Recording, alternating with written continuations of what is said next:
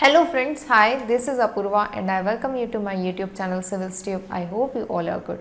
आज का जो हमारा लेक्चर है इसमें हम हमारी जो एंशिएंट इंडियन हिस्ट्री सीरीज़ चल रही है उसी को आगे कंटिन्यू करेंगे। लास्ट लेक्चर में हमने डिस्कस करा था इमर्जेंस ऑफ महाजनपद। हमने देखा था कि क्या रीज़न था जिसके कारण ये महाजनपद से मर्ज हुए थे। इसके अलावा हमने जो 16 महाजनपद थे एग्जैक्टली वो स्टेट्स की लोकेशन क्या थी, इसके अलावा उनकी क्या कैपिटल थी, ये सारी चीज़ों को डिटेल में कवर किया था। अब जो हमारा आज का लेक्चर है उसमें हम बेसिकली देखेंगे rise and growth of Magadh. मैंने आपको लास्ट लेक्चर में ही बताया था कि हम आगे चल के देखते हैं कि जो मगध था वो एक सुप्रीम स्टेट या मोस्ट पावरफुल स्टेट के रूप में इमर्ज हुआ था।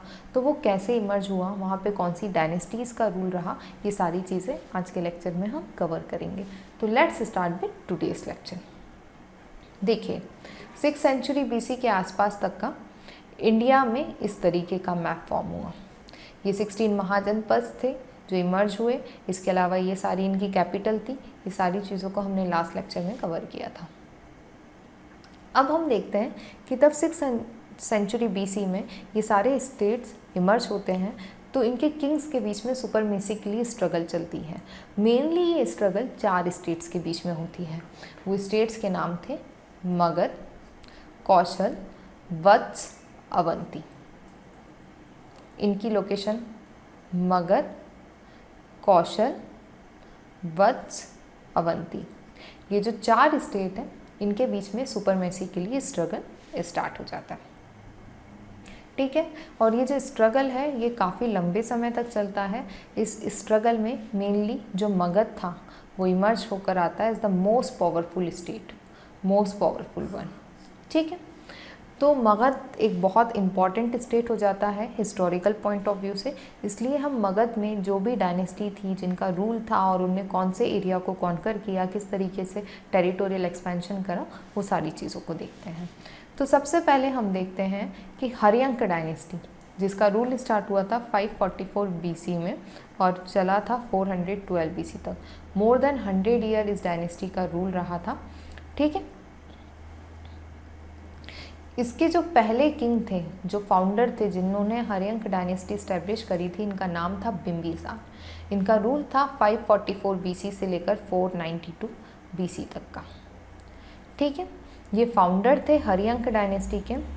मगध एक इम्पॉर्टेंट स्टेट के रूप में जो मेनली इमर्ज हुआ वो इन्हीं के रूल के टाइम पे हुआ। Mainly Magadh came into prominence under the leadership of Bimbisara, इसलिए बिंबिसार बहुत इम्पॉर्टेंट किंग हो जाते हैं। ये कंटेम्प्रेरी थे गौतम बौद्ध के। इनका जो रूलिंग का टाइम पीरियड था वो 544 बीसी से लेकर 492 बीसी तक था। और यदि हम गौतम बौद्ध की बात करें तो इनका मेनली टाइम पीरियड था 563 बीसी से लेकर 483 बीसी तक का। ठीक है, जो बिंबिसार थे इन्होंने मेनली कॉन्क्वेस्ट और एग्रेशन की पॉलिसी अडॉप्ट करी और कॉन्क्वेस्ट और एग्रेशन की पॉलिसी के थ्रू इन्होंने अंग महाजनपद को कॉन्कर कर लिया। अंग महाजनपद कौन सा स्टेट है? ये रहा अंग महाजनपद। तो अब मगध के अंदर ये अंग वाला जो रीजन था वो भी आ गया और ये स्टेट बड़ा हो गया। ठीक है, इसके अलावा इन्होंने एग्रेशन की जो इनकी पॉलिसी थी इसके थ्रू तो इन्होंने कॉन्क्वेस्ट किया ही, कॉन्कर किया और टेरिटोरियल एक्सपेंशन करा। इसके अलावा इन्होंने काफ़ी कुछ जो टेरिटोरियल एक्सपेंशन था वो मैरिज अलायंसेस या मैट्रिमोनियल अलायंसेस के थ्रू करे। कैसे? जो इनकी पहली वाइफ थी, फर्स्ट वाइफ जो थी इनकी, वो प्रिंसेस थी कौशल स्टेट की। ठीक है, इनका नाम था कौशला देवी या महाकौशल के नाम से जानी जाती हैं। ये सिस्टर थी जो कौशल के किंग थे, इम्पॉर्टेंट किंग है कौशल के प्रसेनजीत, उनकी सिस्टर थी कौशला देवी। ठीक है, उनसे शादी करी बिंबिसार ने और शादी के बाद में जो कुछ काशी का थोड़ा सा पार्ट इनको मैरिज में एज अ डॉरी मिला। ठीक है, ये कौशल की जो प्रिंसेस थी उनसे शादी करी मगध के किंग ने और इसलिए इनको ये जो काशी स्टेट है इसका कुछ पार्ट कौशल के पास होगा जो इन्होंने मगध को डॉरी में दे दिया। अब जो सेकंड जो इनकी मैरिज हुई वो छेलना से हुई। छेलना लिच्छवी प्रिंसेस ऑफ वैशाली थी। ठीक है, वैशाली वज्जी की कैपिटल था। यहाँ की प्रिंसेस से इन्होंने शादी कर ली, तो इनके साथ भी अच्छे रिलेशन हो गए। इन्होंने माद्रा किंग की डॉटर से भी शादी करी थी, जिनका नाम था खेमा। ये जो माद्रा किंग थे, इनका रूल बेसिकली जो पंजाब वाला रीजन था वहाँ पे था। ठीक है, तो ये इस तरीके से भी इन्होंने अपनी टेरिटरी का एक्सपेंशन करा। तो इन्होंने policy of conquest and aggression को भी फॉलो किया। इसके अलावा मैट्रिमोनियल अलायंसेस के थ्रू भी इन्होंने काफ़ी सारे एरिया को अपनी टेरिटरी का पार्ट बना लिया। ठीक है, बट सबसे इम्पॉर्टेंट जो राइवल था मगध का, वो था अवंती। ठीक है, अवंती की कैपिटल क्या था? उज्जैन था। यहाँ के किंग थे चंद्रप्रद्योत। यहाँ पे प्रद्योत डायनेस्टी का रूल था। चंद्रप्रद्योत एक बहुत इंपॉर्टेंट किंग थे इस डायनेस्टी के और फाउंडर भी थे इस डायनेस्टी के। इन्होंने बिम्बिसार के साथ कई बार फाइट करी, कई सारी बैटल्स हुई उनके बीच में, बट फाइनली इन्होंने डिसाइड किया कि इस बैटल का या इन लड़ाइयों का कोई मतलब नहीं है, हमें एक दूसरे के दोस्त बन जाना चाहिए जो हमको आगे जाकर हेल्प करेंगे। ठीक है, तो इनके बीच में फ्रेंडली रिलेशन हो गए। अब हमें ये कैसे पता चलता है कि इनके बीच में फ्रेंडली रिलेशन थे? तो बेसिकली जो हिस्टोरिकल अकाउंट है वहाँ से हमको ये पता चलता है कि जो चंद्रप्रद्योत जो अवंती के किंग थे, उन्हें एक बार जॉइंटिस हो गया, सफर्ड बाय जॉइंटिस। तो उस समय जो बिम्बिसार जो कि मगध के किंग थे, उन्होंने अपने रॉयल फिजिशियन जीवक को उज्जैन भेजा था चंद्रप्रद्योत के ट्रीटमेंट के लिए। तो इससे हमको पता चलता है कि इनिशियल स्टेज में तो इनके बीच में काफ़ी ज़्यादा राइवलरी रही, बट बाद में जाके ये दोनों फ्रेंड्स बन गए। ठीक है, इसके अलावा बिम्बिसार इंडिया के पहले ऐसे किंग थे जिनके पास रेगुलर एंड स्टैंडिंग आर्मी थी। ये भी एक बहुत इंपॉर्टेंट फैक्ट है इनसे रिलेटेड।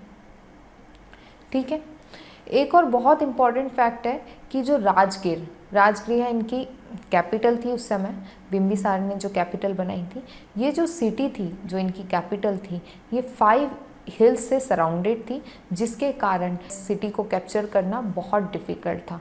तो ये सिटी कैसी थी? इम्प्रेग्नेबल थी। ठीक है, अजातशत्रु का रूल था 492 BC से लेकर 460 BC तक। ठीक है, Bimbisara was succeeded by his son, इनके बेटे ने इनको सक्सीड किया। अजातशत्रु ने अपने फादर को मार के खुद थ्रोन को कैप्चर कर लिया, सीज द थ्रोन, और खुद वहाँ के राजा बन गए। जो बिम्बिसार थे, इन्होंने पॉलिसी ऑफ एग्रेशन और कॉन्क्वेस्ट को अडॉप्ट किया था, बट बहुत ज़्यादा उस पॉलिसी पे फोकस नहीं करा था। उनका मेन जो फोकस था वो मैट्रिमोनियल अलायंसेस पे था। बट हम देखते हैं कि जो अजातशत्रु रहते हैं वो more aggressive policy of expansion को अडॉप्ट करते हैं। ठीक है, और इसके कारण इन्हें कंप्लीट कंट्रोल मिल जाता है काशी के ऊपर। इसके अलावा जो इनके एमिकेबल रिलेशन रहते हैं मैटरनल अंकल प्रसेनजीत से, उनके साथ भी अपने रिलेशन ये ख़राब कर लेते हैं। हम देखते हैं कि जो कौशल की प्रिंसेस थी उनसे शादी हुई थी बिम्बिसार की, और जो प्रसेनजीत थे ये मैटरनल अंकल लगते थे अजातशत्रु के, बट अजातशत्रु ने इन पर भी अटैक कर दिया और यहीं से इनके जो रिलेशन थे दूसरे किंग्स के साथ और जो इनके जो फ्रेंडली स्टेट्स थे उनके साथ भी इनके रिलेशंस ख़राब होने लगे।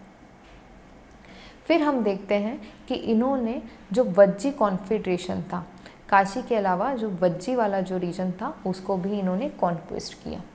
हम हिस्टोरिकल अकाउंट से हमें ये पता चलता है कि ये जो एरिया था वज्जी वाला, इस एरिया को कैप्चर करने के लिए 16 ईयर की लॉन्ग बैटल चली। ठीक है, इसके बाद में जो अजातशत्रु थे वो वज्जी को डिफीट कर पाए, और वो भी कोई बैटल ग्राउंड पे सिर्फ नॉर्मल बैटल करके ही इस एरिया को ये जीत नहीं पाए थे। मेनली लोगों के बीच में मिसअंडरस्टैंडिंग क्रिएट करके इन्होंने इस रीजन को कॉन्कर किया था। ठीक है, मेनली 3 तरीके थे जिसके थ्रू इन्होंने वज्जी वाले रीजन को कॉन्कर किया था। पहले इनके जो मिनिस्टर्स थे उन्होंने जो वज्जी के जो लोग थे उनके बीच में मिसअंडरस्टैंडिंग क्रिएट की। सेकंड था काइंड ऑफ चैरियट, इन्होंने एक चैरियट यूज़ किया जिसके आगे मेस लगा होता था, जिससे इनको फाइट करने में, बैटल करने में ईजी पड़ता था। इसके अलावा एक वॉर इंजन यूज़ किया जो स्टोन फेंकता था एनिमीज़ पे। ठीक है, तो ये 3 चीज़ों का यूज़ किया इन्होंने वॉर में। ठीक है, काशी और वैशाली अब मगध का पार्ट बन चुके थे। अंग तो पहले ही मगध का पार्ट बन चुका था, हम देखते हैं कि अंग मगध का पार्ट बन चुका था। अब अजातशत्रु ने काशी को भी इसी एरिया में इंक्लूड कर लिया, उसके अलावा वैशाली भी। तो हम देखते हैं कि जो मगध था वो एरिया वाइज काफ़ी बड़ा हो गया और काफ़ी स्ट्रॉन्ग स्टेट के रूप में इमर्ज हो गया। ठीक है, और इसी तरीके से जो मगध था वो मोस्ट पावरफुल टेरिटोरियल पावर बन गया गंगा वैली में। अब हम देखते हैं कि अजातशत्रु के बाद में उदयन करके एक इम्पॉर्टेंट किंग थे इस डायनेस्टी के, जिनका रूल था 460 BC से लेकर 440 BC तक। इनका रूल ऐसा कोई बहुत इम्पॉर्टेंट नहीं है, बट बहुत इम्पॉर्टेंट फैक्ट इनसे रिलेटेड ये है कि इन्होंने जो पाटलिपुत्र जो सिटी जो प्रेजेंट डे पटना सिटी है उसकी फाउंडेशन इन्हीं ने रखी थी। इन्हीं ने इस सिटी को कंस्ट्रक्ट करवाया था और इसे अपनी कैपिटल बनाया था। इन्होंने जो राजगृह जो कैपिटल थी वहाँ से अपनी कैपिटल को पाटलिपुत्र शिफ्ट किया और ये किसके सन थे? अजातशत्रु के। ठीक है, तो 440 BC के बाद में ऐसे कोई बहुत इंपॉर्टेंट किंग इस डायनेस्टी के नहीं थे। आखिरी किंग इस डायनेस्टी के थे नागदश्क, जो कि अनवर्दी रूलर थे हर्यंक डायनेस्टी के, और लोगों ने उनको हटा के उनकी जगह पे शिशुनाग को इलेक्ट कर लिया एज अ न्यू किंग। और यहीं से जो शिशुनाग डायनेस्टी थी उनका रूल स्टार्ट हो गया 412 BC। 412 BC से लेकर 344 BC तक हम किसका टाइम पीरियड देखते हैं? शिशुनाग डायनेस्टी का टाइम पीरियड देखते हैं। इन्होंने किसको डिफीट किया था? नागदश्क को इलेक्शन में। वहाँ के जो लोग थे उन्होंने शिशुनाग को as a new king elect किया। ठीक है, अब क्योंकि हम इसके पहले ही देखते हैं कि अजातशत्रु ने जो वैशाली वाला रीजन था उसको भी कॉन्कर कर लिया था। अब जो वज्जी कॉन्फेडरेशन जो था वो मगध का ही पार्ट बन गया था। तो जो शिशुनाग थे इन्होंने कुछ समय के लिए अपनी जो कैपिटल थी उसको पाटलिपुत्र से वैशाली शिफ्ट किया था। ठीक है, फिर हम देखते हैं कि जो शिशुनाग थे इनके टेन्योर की, इनका जो टाइम पीरियड था, रेन था, उसका सबसे इम्पॉर्टेंट जो अचीवमेंट था वो था अवंती को मगध का पार्ट बनाना। ठीक है, मोस्ट इम्पॉर्टेंट अचीवमेंट थी शिशुनाग की was the destruction of Pradyot dynasty of Avanti. This brought down the 100-year-old rivalry between Magad and Avanti. From now onwards, Avanti become the part of Magad rule. ठीक है, तो अब हम क्या देखते हैं कि मगध ने जो इम्पोर्टेंट जो स्टेट थे काशी, वज्जी, अंग, इनको तो कैप्चर कर ही लिया था, बट अब धीरे धीरे ये अवंती वाले पार्ट पे भी इनका रूल स्टार्ट हो गया था। और हम इस तरीके का बाद में मैप देखते हैं मगध का। ठीक है, शिशुनाग के बाद में जो एक इम्पॉर्टेंट किंग थे शिशुनाग डायनेस्टी के वो थे कालाशोक। काक वर्ण के नाम से भी जाने जाते हैं कालाशोक। इनका रेन इम्पॉर्टेंट इसलिए है क्योंकि इनके टाइम पे सेकेंड बुद्धिस्ट काउंसिल हुई थी इन वैशाली। ठीक है, कब हुई थी? 383 BC में हुई थी। फर्स्ट बुद्धिस्ट काउंसिल कब हुई थी? अजातशत्रु के टाइम पे हुई थी। जो सेकेंड बुद्धिस्ट काउंसिल थी वो किसके टाइम पे हुई थी? कालाशोक के टाइम पे हुई थी, वैशाली में हुई थी। वैशाली में क्यों हुई थी? क्योंकि इस समय वैशाली कैपिटल थी। शिशुनाग ने टेम्परली अपनी कैपिटल को वैशाली शिफ्ट कर लिया था। तो आप इससे इस बात को जोड़ सकते हैं कि वैशाली में क्यों हुई होगी ये काउंसिल। अब हम देखते हैं कि जो ये डायनेस्टी थी शिशुनाग डायनेस्टी, ये ख़त्म हो जाती है 344 BC के आसपास तक, और फिर इसके बाद में यहाँ पे नंद डायनेस्टी का रूल इस्टेब्लिश होता है। नंद डायनेस्टी का रूल 344 BC से लेकर 323 BC तक का था, बट ये एक one of the most important dynasty है ऑफ महाजनपद। ठीक, शिशुनाग डायनेस्टी को ओवरथ्रोन किया था किसने? महापद्म ने, और इस्टेब्लिश करी थी नंद डायनेस्टी। तो नंद डायनेस्टी किसने इस्टेब्लिश करी थी? महापद्म ने। ठीक है, महापद्म को हम सर्वशत्रंतक के नाम से भी जानते हैं। सर्वशत्रंतक का मतलब क्या होता है? अपरूटर ऑफ ऑल क्षत्रिय, जो सारे क्षत्रियों को हरा दे उसे हम बोलते हैं सर्वशत्रंतक, और ये इसके नाम से भी जाने जाते हैं। इसके अलावा हम इनको उग्रसेन भी बोलते हैं। उग्रसेना का मतलब क्या होता है? That is a owner of huge army. ये हमको पाली टेक्स्ट से पता चलता है, और सर्व शत्रंतक जो इनने टाइटल लिया था वो हमको पुराण से पता चलता है। इसके अलावा इनको एकरथ भी कहा जाता था, सोल मोनार्क जिसका मतलब होता है। ठीक है। जो महापद्मनंद थे इन्हें first empire builder of Indian history कहा जाता है। ठीक है, ये एक बहुत इंपॉर्टेंट फैक्ट है इनसे रिलेटेड। इसके बाद में जो महापद्म थे इनको सक्सीड किया था इनके बेटे धननंद ने। धननंद बहुत इम्पॉर्टेंट है। क्यों इम्पॉर्टेंट है? क्योंकि जब इनका रूल था उसी समय पे अलेक्जेंडर ने इन्वेड किया था इंडिया में, जो नॉर्थ वेस्ट फ्रंटियर प्रोविंस वाला रीजन था वहाँ पे इन्वेजन स्टार्ट किया था अलेक्जेंडर ने धननंद के टाइम पे ही। और इसलिए ग्रीक टेक्स्ट से हमको इनके बारे में काफ़ी कुछ इन्फॉर्मेशन मिलती है। धननंद को बेसिकली जो ग्रीक टेक्स्ट है उसमें एग्रमस या जेंड्रमस के नाम से कहा गया है। ठीक है। इनके ही रेन के टाइम पे अलेक्जेंडर ने इन्वेड किया था नॉर्थ वेस्ट इंडिया के रीजन को इन 326 BC।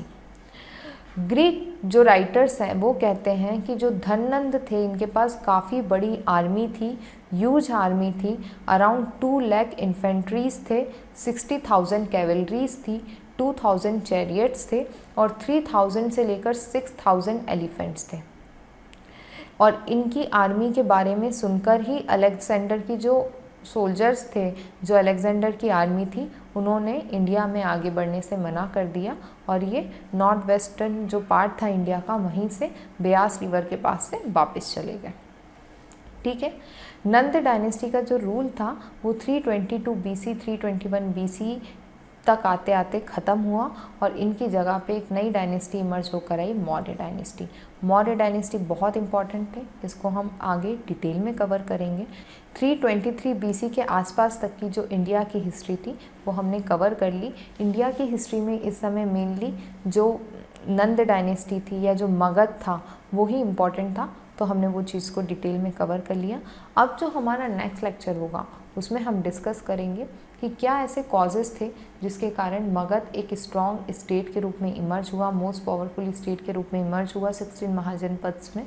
इसके अलावा हम देखेंगे कि ईरानियन इन्वेजन किस तरीके से हुआ इंडिया पे, या ग्रीक इन्वेजन जो अलेक्जेंडर थे उन्होंने कब इंडिया पे इन्वेड किया, कौन से रीजन पे अटैक किया, क्या इंपॉर्टेंट बैटल्स थे। ये सारी चीज़ों को अब हम हमारा जो नेक्स्ट लेक्चर होगा उसमें कवर करेंगे। तो आज के लिए बस इतना ही। Thank you for watching this session. यदि आपको हमारे लेक्चर्स अच्छे लग रहे हैं तो प्लीज़ लाइक करें, सब्सक्राइब करें, ज़्यादा से ज़्यादा शेयर करें ताकि मुझे और मोटिवेशन मिले और मैं इस तरीके के वीडियोज़ बना पाऊँ। Thank you.